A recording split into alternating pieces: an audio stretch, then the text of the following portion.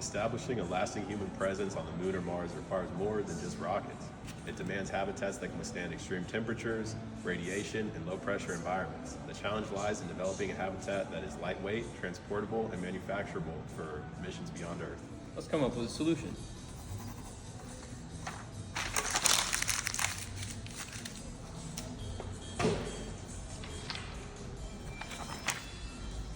Here we go.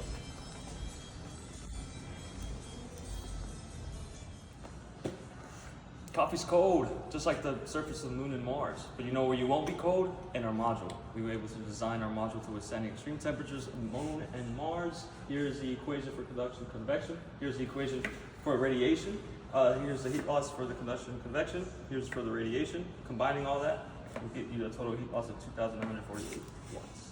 And this is the Aether module for NASA TSGC Senior Design.